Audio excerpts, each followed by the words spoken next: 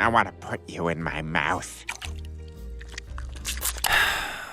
What it is, guys? It's your boy BlastphamousHD, and today we are here to check out every single American Dad video that's rated TVMA. Let's do this. I've just found every TVMA American Dad episode. These ones are so controversial, the censors had to fight back every step of the way. Want proof? Let's all go to the body. We're going through the butt. What? No. Starting off strong, we've got the episode Clogger. And in case you wanted to know how mature this one gets. No, that sums it up for you. The episode starts with Roger wanting to try out a new steakhouse, but the rest of the Smiths are heading to an opera, so he's left on his own for dinner. Though first, he's of course gotta get into character. Good evening, ma'am. What can I get for you? Black man with a dong to match? There's some waiter humor for you. He's really getting into this one. When he's kicked out for being alone, Roger slumps down into the streets, looking at all the happy couples around him. Eventually, he stumbles upon someone who seems to be alone as well. Could this be it? Is this a fairy tale? Yeah, it's a fairy tale called Jack and this guy's beanstalk. I mean, honestly, Roger kind of dodged a bullet there. But anyway, the next morning, he wakes up and needs some consoling. And after Stan melts his way out of the awkward situation, Klaus is left to give him some advice as a fellow single man. Me and him, we're lone wolves, baby. Punch in, punch out. Bam, bam, bam. Come on, Rog, give me a bam.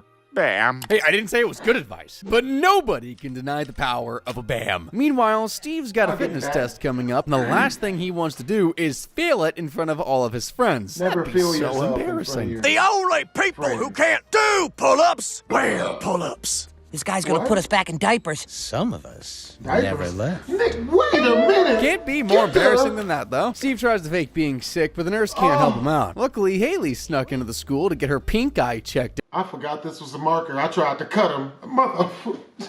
ha! You gotta stab him. Now, they'll never do that again. Out, so Steve gets a bright idea. Pink eye? Give me some! Ah, what are you doing, psycho? I gotta get out of this test! Trust me, Steve, bad idea. There is never a good time to have pink eye. There's Roger never a good time manages to to have pink match eye. with someone on an online dating app, and upon arriving at a bar to meet up with his match, he finds Klaus. My date's supposed to be holding a rose. My date's supposed to be in a Packers helmet. So much for the bamming. The two definitely find the situation at least a bit odd, though Roger still wants to try a meal for two. I mean, we are friends. We can have a meal together. Why not? That was incredible. Goodness, how does that even work? Can a fish and an alien, no, never mind. I don't want to think about that. So this is our plot now. The two realize they can't let the world know about their love, but Klaus immediately comes very close to letting the secret slip already. Klaus, what are you doing up in Roger's attic? Not having mind-blowing sweaty sex with Roger. That must have melted his brain if he's saying stuff as dumb as that. The two continue their romance and try their best to keep it out of sight. I want to put you in my mouth. I don't think anyone wanted to see that. Certainly not me. Things get incredibly risky at one point as Haley walks into one of their acts of love. What the? Were you two making out? No, are you nuts? Sorry, this pink eye is making me see things. I might have... Get the out! Okay, I take it back what I said earlier. This was a fantastic time to have pink eye. Though eventually, after more of that, Stan and This is a try not to get scared challenge. A try not to cry challenge, even. I have to hold both my writing utensils like this for this one. Francine finally walk in on the two mid-coitus, forcing Roger to admit that they're a couple. That night, the two couples have dinner to talk things over, and eventually deciding to go on a trip together. Though Klaus isn't in on that idea, as... What made it hot was all the sneaking around. Dangerous, so taboo. You want me to go hot air ballooning with these two professional boner killers? I mean, at least he knows it's taboo. Actually, I don't know if that's a good thing or a bad thing. Francine tells Roger to try his best to get Klaus back, and so Roger needs to bring back some of that riskiness. Hey, Daddy. Well, looks like you're in the middle of something, so... Yeah, that's not the way to go about this. Oh my good heavens, I need a minute. If you can believe it, it kind of gets worse. Roger got papers to officially make Klaus his father, so put the piece together. Do the math. I'm not gonna... Well, you said you wanted taboo. What's more taboo than making sexy with your own daughter? Not good. Klaus denies Roger's advances, which causes the alien to throw a destructive fit. After some noise complaints, a cop shows up and gets the lowdown of the situation. What's more sexy than booing your own daughter? What are you doing? Who's he? He's my father and my lover! I'm a fish. A sick fish who's going away for a long time. If anyone should be going to jail, it should be Roger. Actually, Roger does end up getting himself tossed in jail on purpose to reunite with Klaus. But after killing Klaus's new boyfriend, he's sent to solitary. Looks like I'm back on the market. Strike that. Looks like I'm spoken for. At least Klaus is making the most of his hard time. Emphasis on hard. Come on, I had to. So yeah, Roger goes crazy in solitary confinement, building a whole new life with toilet paper mache, until a month later when he and Klaus are let out. Klaus looks a bit worse for wear, but Roger seems to be doing fantastic, even realizing he never loved Klaus. See, after a month in solitary, I realized that I was never in love with Klaus. But after being by myself for 30 days straight, I learned that I'm never alone with all the voices in my head. All right, maybe they both came out worse for wear. Oh, and in case you were wondering, Steve managed to get out of his fitness test by doing the unthinkable. You wouldn't dare. That boy just proved himself. When there's a will, there's a way, I suppose. Also, I'd say there's no way he thinks this is less embarrassing than just failing the test, but he got a medal of courage for it, so what do I know? Go from crappy pants to crappy dad in the most adequate Christmas ever. You'll catch your death out here. Just because snow is the same color as our refrigerator doesn't mean you know how it works. What a loving fellow. It's Christmas Eve at the Smith residence, and things are just as joyous as ever. Klaus, you got the train to work. My grandfather was a conductor at Auschwitz. No, he ran the kiddie train at the zoo. An Auschwitz reference a minute in. Oh yeah, we're in for a great time here, folks. The family has completely decked their house's halls for Stan, but he's not impressed. Oh, no, what happened here? The halls are fully decked. Dad, we've been working on this all day. Seriously? And if that's not douchey enough as is. Where do I start? They're supposed to be hung with care in hopes that St. Nicholas soon would be there. The NXS guy hung himself with more care. I'll never look at stockings the same way ever again. Stan forces the family out to get a new tree, but obviously, with his pickiness, the job takes a lot longer than expected. Here's a great tree. Wrong. Bare spot. This one's nice. Lopsided. Do you even know what a tree is? Keep looking. Stan does not mess around when it comes to Christmas, dude. Note taken. After sending his family back to the car, Stan treks into the tundra and finds the perfect tree. He beelines for it, and after a brief encounter with a mountain lion who's real good at freeze tag, he arrives and gets to chopping. Perfect cut. Perfect amount of blood filling lungs. No, it's too much. Always account for the wind when chopping trees before it obliterates your trachea. Another note taken. Oh, also, Stan is dead. He's taken to limbo before the angels decide whether he's bound for hell or heaven. But I want a second chance. The courthouse are not going to be happy when they find out they have to work Christmas Eve. And you gotta feel bad for the angels. Even when you are, in fact, an angel, you're still forced to work holidays. Stan's assigned a lawyer to help try and get him a second chance at life, but she's a tad ditzy, not even having her wings yet. Thankfully, the lawyer Stan is going up against doesn't look so tough, but looks can be deceiving. Up here, you get smaller and cuter every time you win a case. Oh my God, I'm screwed. Look at him. Cuter than a puppy and a kitten trying to climb into the same slipper. Yep, they might be boned. The case begins, and it's not looking good for Stan at all. He thinks he knows better than everybody. His death was a just and fitting end to a lifelong pattern of arrogance. To prove just how arrogant Stan has been, the opposition wheels into television to show some of his worst moments. Your wife's 9 months pregnant. She can't travel. Sorry, Stan. We're taking that trip. Oh yeah, it's not ripe yet. Yet, despite doctor's orders, Stan takes Francine on vacation where, sure enough, she's forced to give birth on her own, Lion King style. Hey, Francine, you make coffee?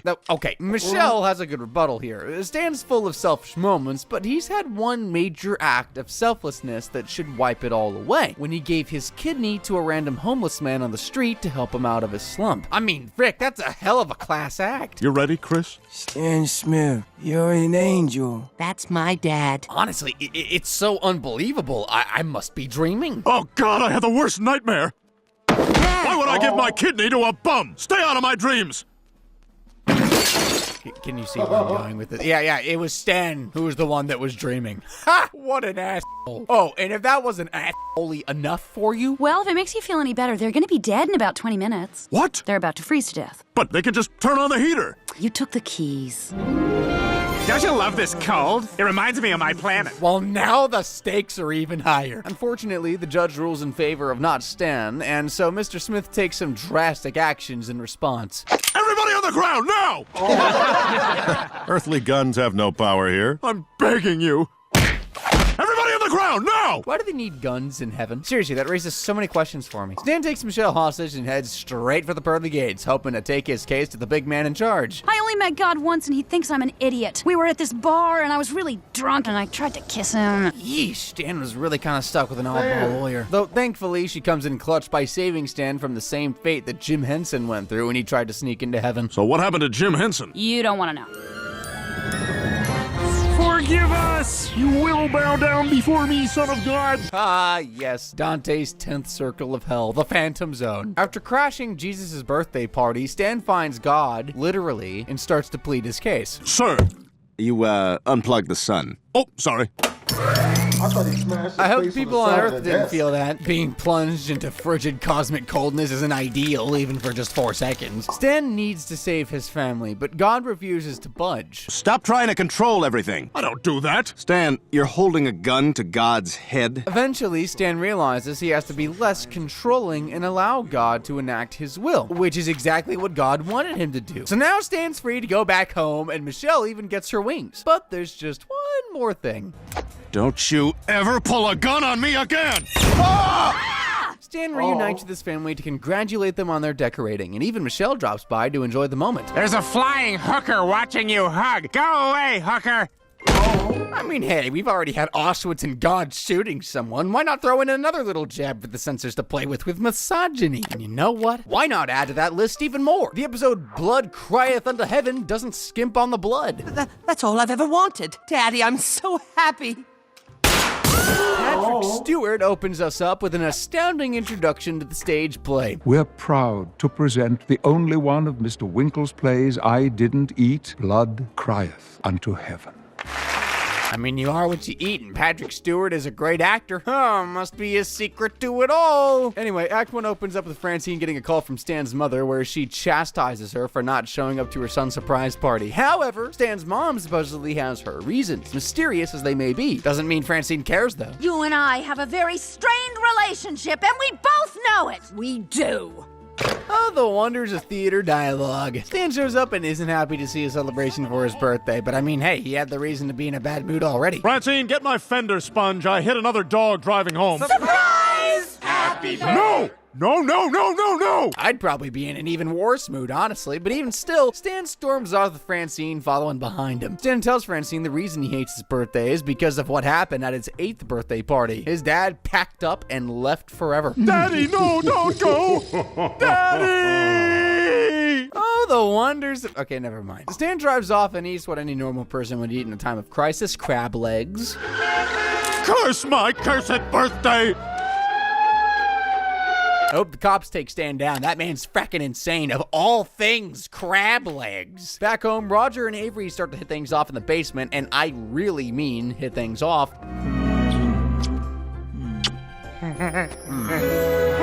They'll probably end up hitting some of those wine bottles off the shelf if they aren't careful. Stan's returned home by the police, and Francine has some big news for her husband. She's gotten Stan's dad out of prison to visit him for his birthday. It's time you two talk. Act 2 begins and Stan doesn't want anything to do with his father and vice versa. Well, I'm sorry you wasted your time, because I ain't got squat to say to this lowlife. Warden only released me for 8 hours, and I just want to swim. Damn this heat. You've got 8 hours of freedom and all you want to do is swim? I mean, we all have our hobbies, I guess. Slay, dude. After the two finally speak, Stan recounts to his dad the memory of his 8th birthday in excruciatingly sad detail. Yes, it was the best day of my life, until it was not that. At all. Where to, Mac? As far away from my family as possible. Daddy! It'd be even sadder if the car wasn't made out of cardboard. Avery and Roger are still entangled with one another downstairs, but eventually a baby interrupts their smooch sesh. I'm sorry, Edna. They remind me of babies. To be fair, babies remind me of babies too. Though Avery's reasoning is deeper than that. As it turns out, being around babies reminds him of how he and his ex lost their baby, and it's just too much for him to handle. I'm sorry, Edna. If I had known I was gonna fall in love, I never would have agreed to raise Haley, whose baby it actually is.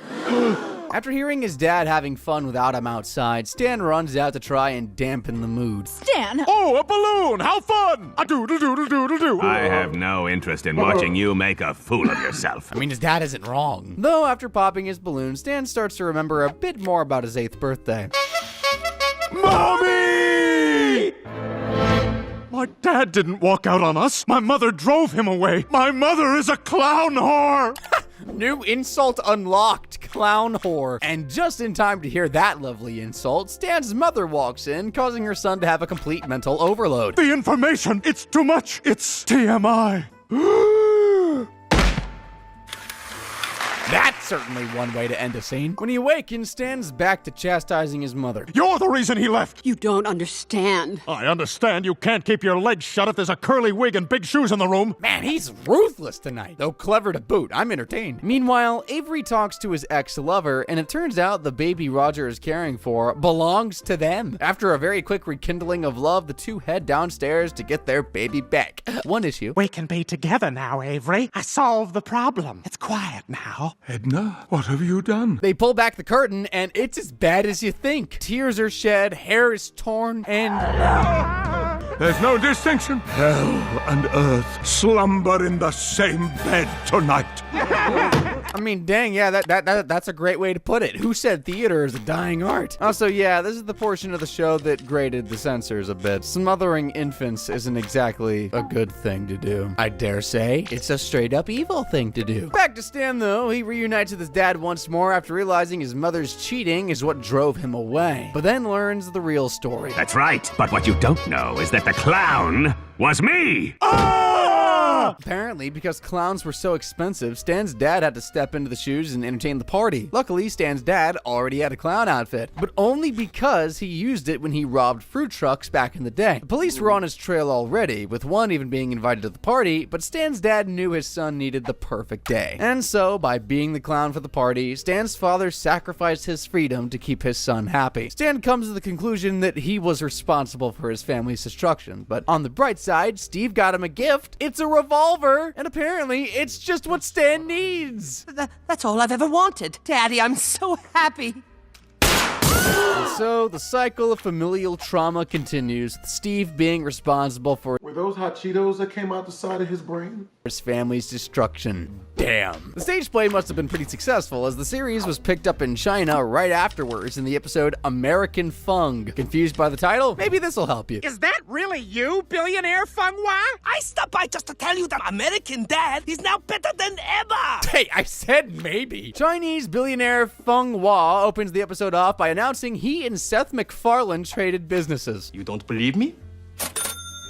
That's mine. This is the sort of thing I imagine billionaires do in their free time, so I buy it. So yeah, so we've got an episode influenced by China. What could go wrong? Stan's heading home from work when his boss, Avery, calls him and informs him that it's his and Francine's anniversary. Stan, who completely forgot the occasion, needs time to stall and gets the brilliant idea to send Francine to a psych ward. They're legally required to keep you there for a few days, which gives ample time for Stan to correct his mistake. Plus, what's a better anniversary gift than getting sent to a psych ward? I can't think of anything. Later that night, Francine is taken care of. That's her! Go, go, go! With the extra time on his hands, Stan heads to the mall to find a gift, but gets a bit distracted because it's the mall.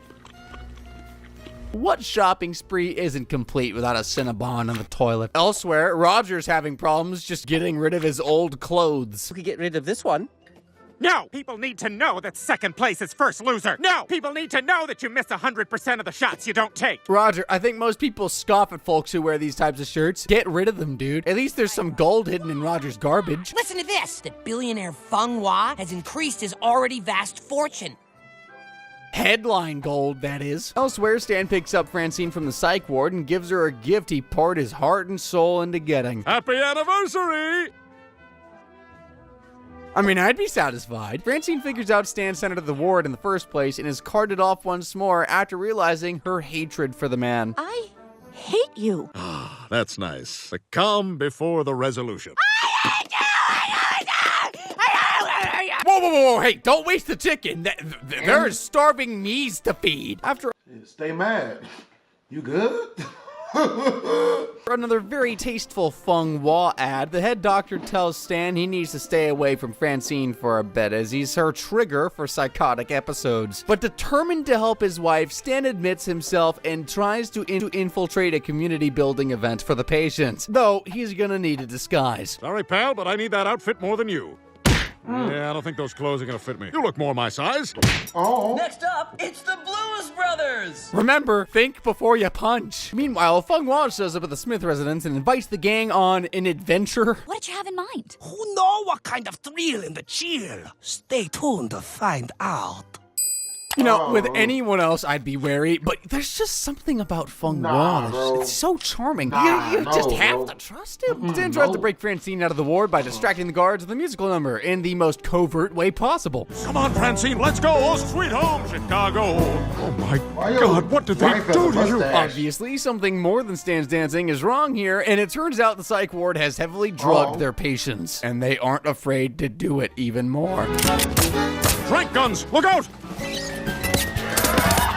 Francine is way too used to that stuff at this point. What is this hospital doing, man? The two are put to sleep and wake up in an operating room where they're told they're getting lobotomies.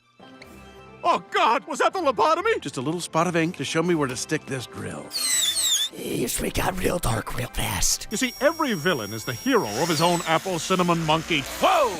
No hands!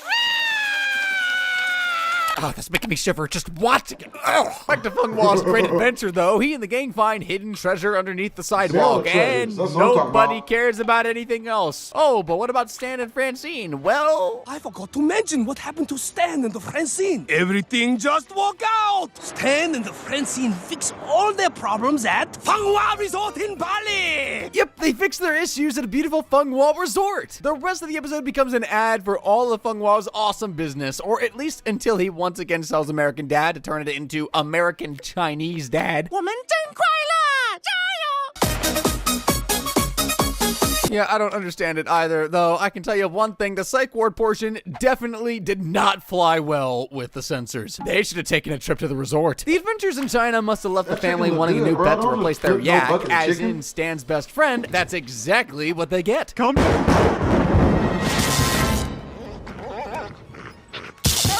Or is it? Honestly, I'm not sure what that thing is. Well, whatever it is, it's TVMA. I don't know whether to pet it or run and go get the honey mustard. Worthy. The episode begins with Steve's home movie premiere, where he's also conveniently an usher. A word of caution, I would refrain from sharing popcorn with a gentleman to your left. I saw him cut a hole in the bottom of his bucket. Aha, he's kidding. Popcorn? I don't think popcorn and sausage mix together very well. Steve's movie is a presentation for why he should have a dog, but Stan won't hear any of it. He's adamant you can't get what you want just by saying it enough, as if that were true, all I'd be saying is Jane Seymour from behind. Jane Seymour from behind, over and over. Jane Seymour from behind? I'm actually really glad that things don't work that way. I don't think any of us need a visual of that. Stan explained his reasoning to Francine, bringing up how after his dad left, Stan was forced to put down his own childhood dog himself as he came down with airbud disease. No! My mom said to. Please accept your fate with dignity. I don't know why the dog was doing a Jesus pose there. There ain't much holy about any of this, especially considering his mom made up the disease just to get the dog out of the way. The apartment they moved to didn't allow pets, and apparently this was just the easiest option. It's also the evilest option. Anywho, the next day, Roger gets Stan to tell him that things are going down in the house. They are cutting off your nads, period. End of story. Oh, you're gonna see it so soon. Look! Slappy. Oh, I love you too. Oh yeah, Steve got a dog anyways. And though there's nothing that Stan can do about it now, he'll have nothing to do with the puppy from here on out. That does not last long though. Whoa, taking some liberties here. Okay, but I'm only letting you sit there because my crotch is chilly. That's the worst excuse for having a dog sitting on your lap ever. Just the worst. Stan finally loves the dog, who is now named Kisses, by the way, though he might have had bad timing. Here comes a car. Oh, get out of the way, little puppy!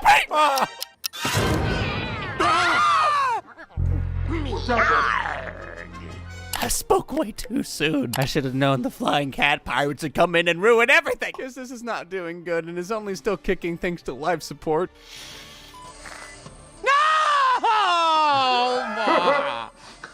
This is an unfortunate situation. I'm with Steve and sort of with Roger. His tone wouldn't exactly match what I'd go for. Stan's stubborn though, and he's willing to do anything to keep Kisses alive, even if he has to do things himself against the doctor's orders. You're going to fix him? Why not me? You sound a lot like my tailor, who also didn't think I could do things on my own.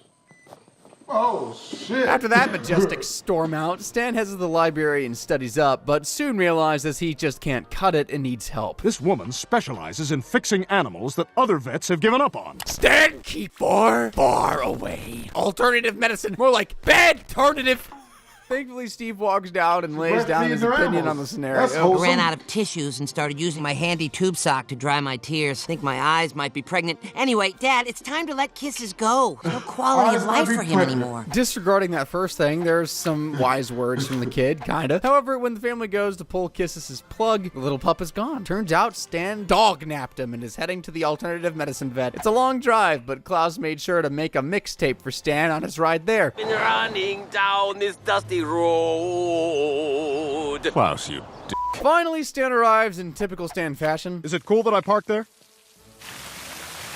I mean, we've all seen the intro where he crashes into the flagpole. Can't say I'm surprised. The vet says that Big Vet Pharma is lying to him, promising to save his beloved Kisses. After a little bit of time, the surgery is a success. All Stan has to do is call his best friend over, and he'll finally be able to see just how great his little buddy is looking. Come to Daddy. Come to... Better know what it was. Ah! It's better. Wanting to sleep tonight. No eyes, no knees, a turkey and a frog leg. All we needed was a scorpion stinger. Stan better not be paying much for a botch job like this, dude. Now here's the bill. $6,000? Well, I also fixed your car. Who the hell are you? This girl's gotta be a distant relative of Victor Frankenstein with monstrosities like that coming out of the...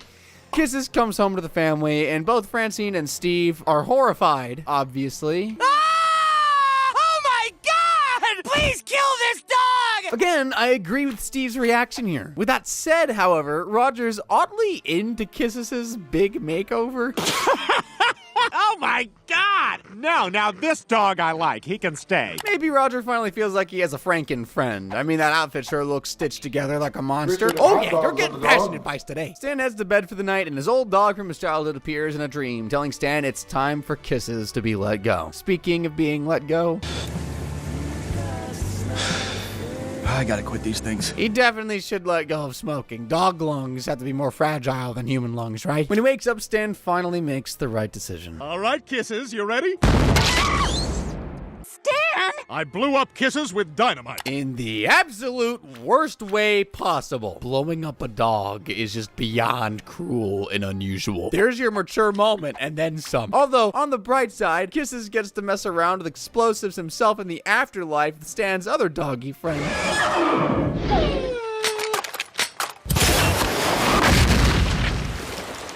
Yeah, you gotta kill those sometimes. Because if one exploding head wasn't enough for you, ring ring, 2-for-1 deal. Steve's gonna need a getaway after his little pup died, and thankfully in the episode Camp Hawanda, he managed to relax in the only way teenagers know how. Woo! I'm here to invite you guys on a panty raid. Panty raids, baby! The Censors aren't exactly fans of those either. SpongeBob fans know what I'm talking about. Steve's on his way to summer camp, but it looks like the townsfolk outside the campgrounds aren't too enthused with Steve's attitude. We're finally in the big boy cabin this year. Can you believe it? Oh, arts and crafts.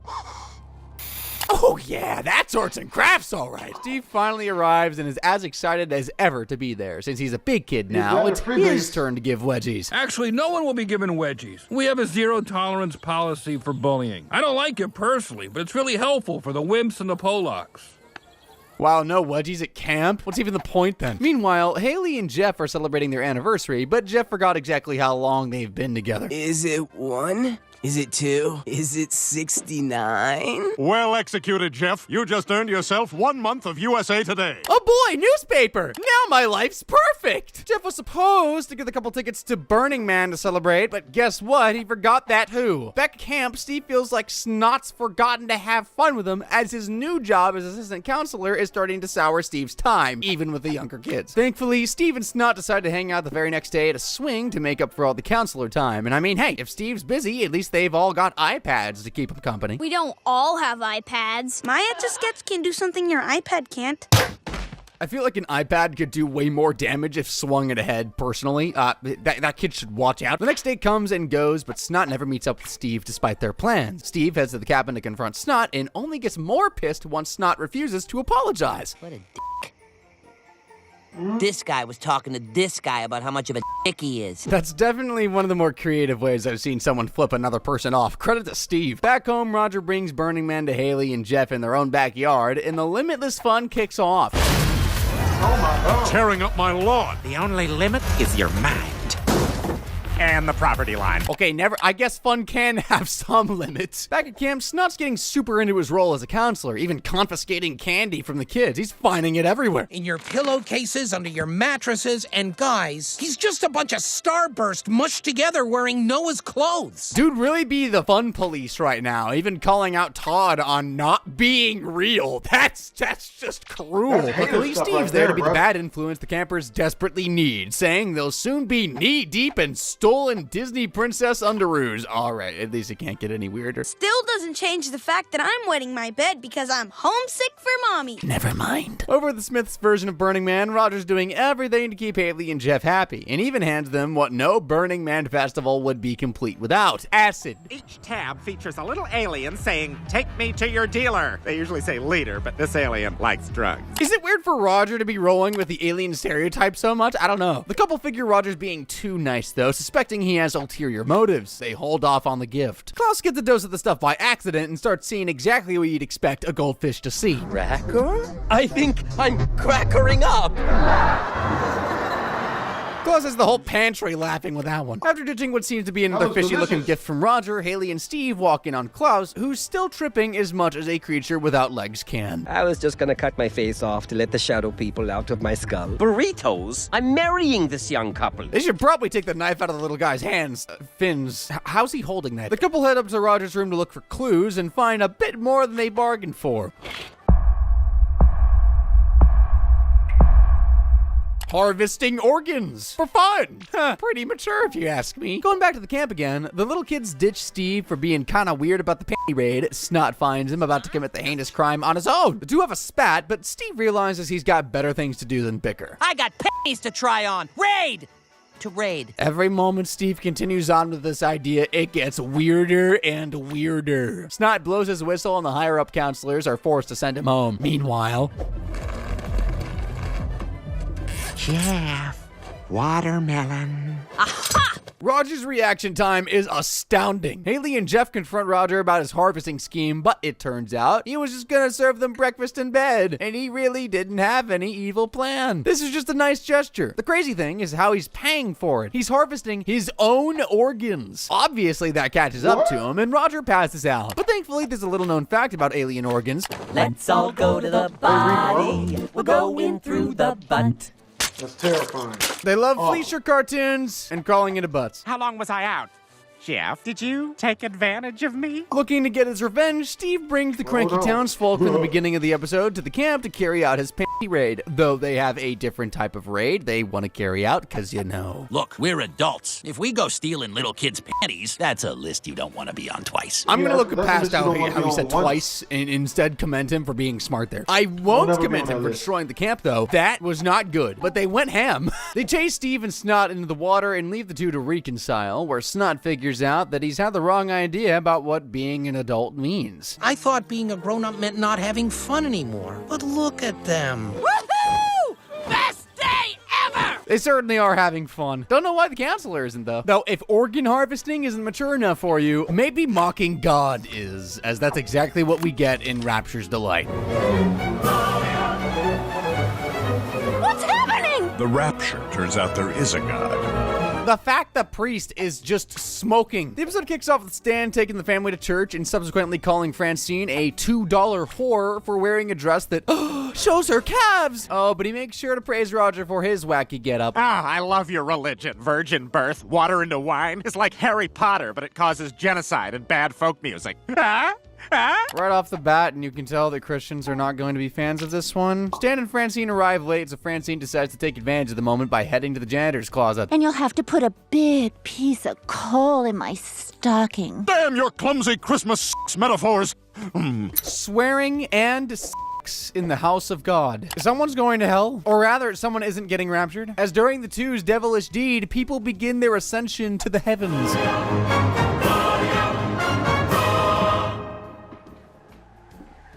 What do we expect out of a place with a nickname Sin City? Steve and Haley are heading through the clouds, but the rest of the Smiths are left beneath for obvious reasons. What's happening? I was just about to do something really funny. Oh my God! The homeless guy from the bus station is hung.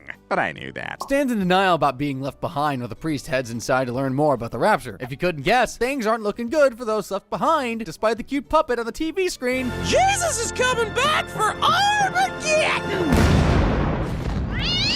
The cleansed earth is now the battlefield for a 7-year war between Jesus and the Antichrist, and those left behind are going to be caught in the crossfire. At least Steve and Rachel are doing well above, even getting a guide to their own personalized heaven by Michelle. Remember her? How can you be sure this is my heaven? Well, I know that's not my heaven. Stan gets the news that Jesus Christ has made his second coming and decides to use this chance to explain that there's been a mistake, saying Francine's seduction in church was what cost him his shot at heaven. Surprisingly, Stan, you're right. What? That's why I'm going to rapture him. Oh, Jesus, you are the best! Later, world! Smell my ass! Shocked by Stan throwing her under the bus, Francine is at her wit's end and is officially through with her husband. Stan Smith? Go to heaven. Very clever. Stan heads into an alleyway to finally get what he deserves, and suffice to say, he does. You're not really Jesus, are you? No, he is not. The next day, Stan heads home to Francine to tell her he wasn't raptured, but Francine drops a bombshell. She found the real Jesus. Turn water into fine.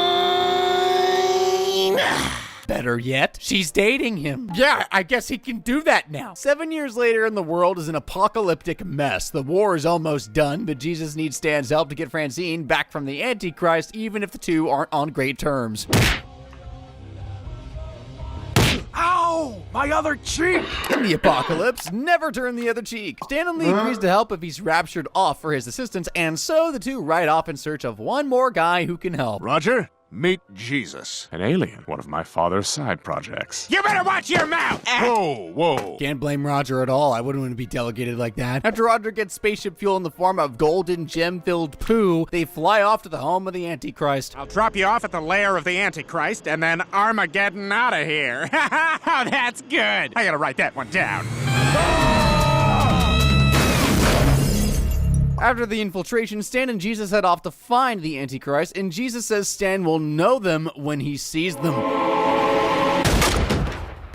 What did you do that for? There's a prep school 2 blocks away. Sometimes the kids come in here and play. I just picked a whole bouquet of oopsie daisies. And then they just leave. Damn. The duo find Francine and rescue her, but it's a trap, and it can only be the work of... Sorry, do-gooders! The Antichrist. For they know exactly what they do! Considering he's the opposite of Jesus, the Antichrist isn't a good carpenter, and his trap breaks. Jesus gets his hands, dies on the hell spawn and snaps his neck, and Stan begins to set up a bomb to blow the whole place up. Though before the trio can escape, the Antichrist blasts a final shot at Jesus, which Stan takes as a sacrifice, and Jesus quickly retaliates.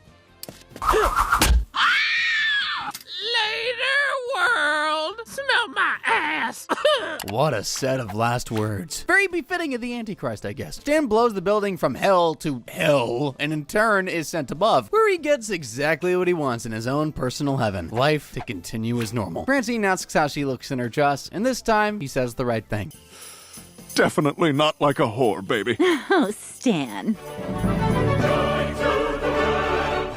What a happy ending for everyone but Klaus. I hear you, though. 2 Christmas episodes is a bit too cheery, all right? We need something more depressing for the video. Well, luckily, the Flippity Flop has got something just for us. Auf Wiedersehen, Krulisch Wolden Place. Depressing and worthy of a mature rating. Klaus hears the news that adventurers have discovered his old body, which the CIA stole and switched the mind of with that of a goldfish. Turns out Klaus was an Olympic ski jumper, and let it be known, Olympians need minds that are brainier than a goldfish.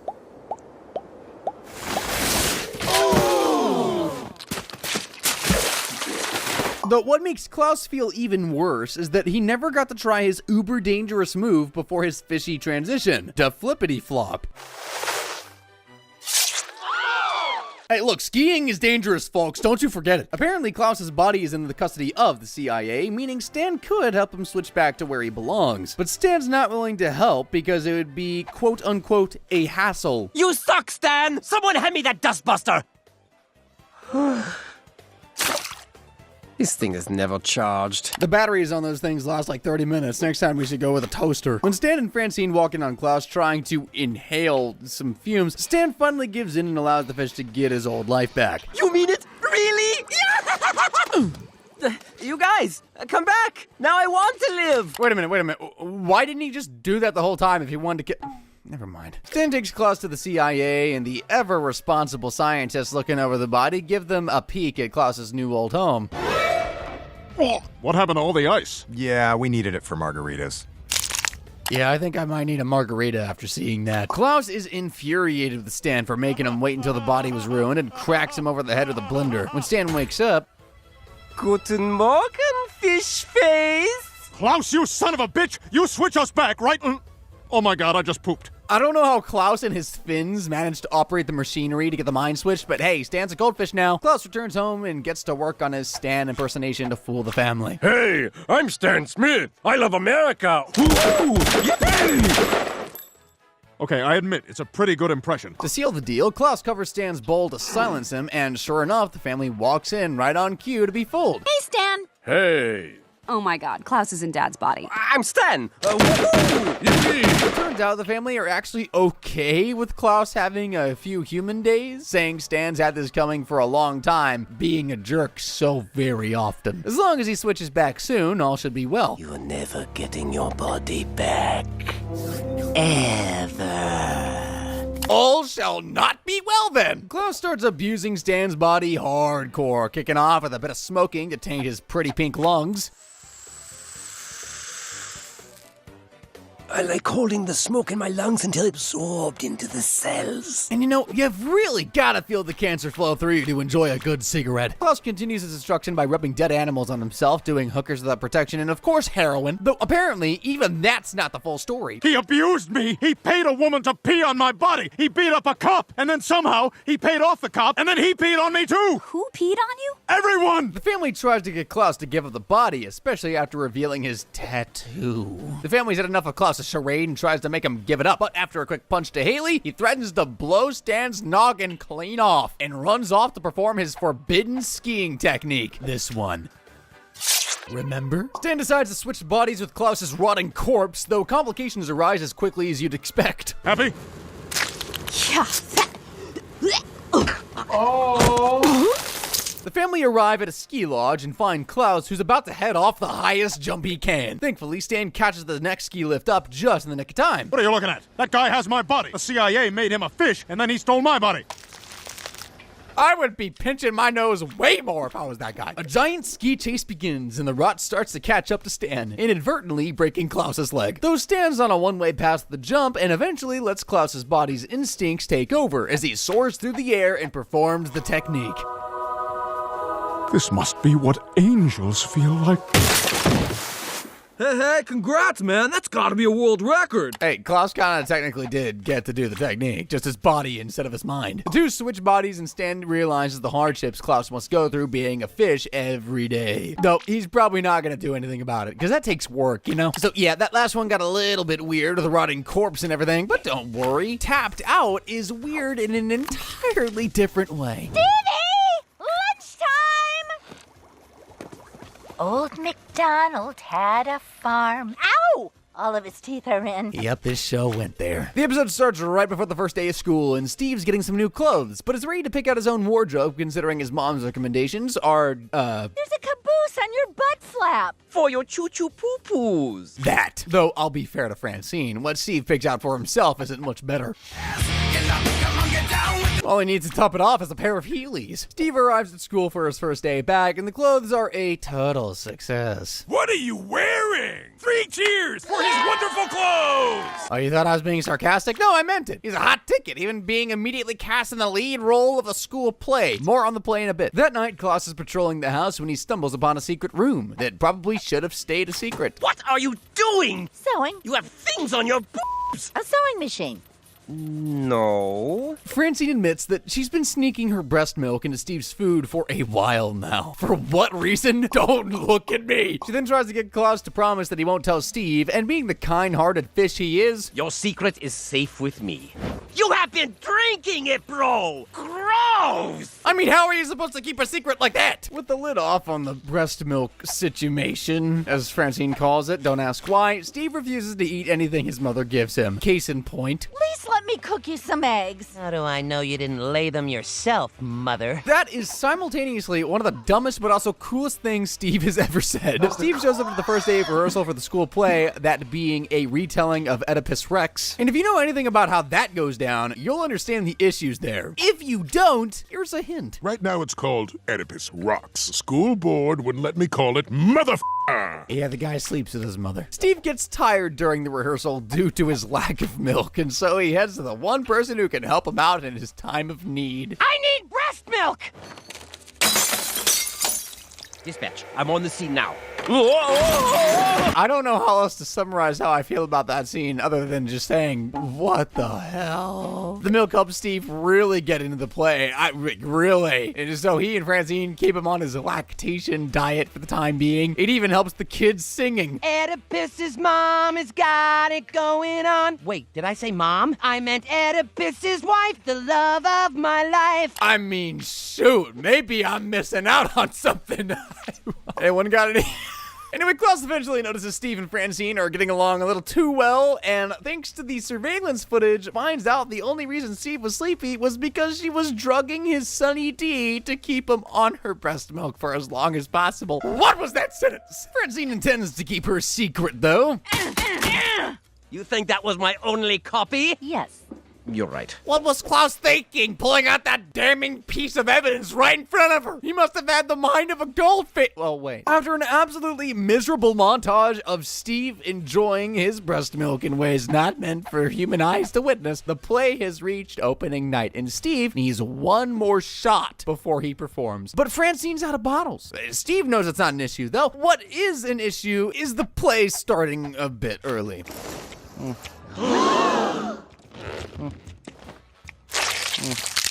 Yeah, the audience got more Oedipus than they bargained for. Also, don't question how Stan, Roger, and Jeff are dressed. Roger's making a movie. Stan banishes the two to the basement with a new rule. No freaks in the main house. Those freaks make me sick. Man, everyone's freaking out. No laughs. When Roger shows Francine the movie so far, complete with a rendition of Old MacDonald mid-suckle, she realizes she's gone too far and needs to get Steve off the milk. But even when she says no... Oh, no. I like milk, and I'll never ever stop drinking it. Terrible. Man, this situation sucks. Okay, I'm done. With the options looking limited, Francine needs to traumatize milk for Steve, and knowing he's allergic to bees hatches a very reasonable plan. Your answer was so obvious. It's what any mother would do. Bee infected. Well, it's already got honey in it. Has to go great with Cheerios. Well, hope you guys enjoyed the video. If you did, make sure to comment, like, and or subscribe. It's your boy BlastphamousHD. Twizzums.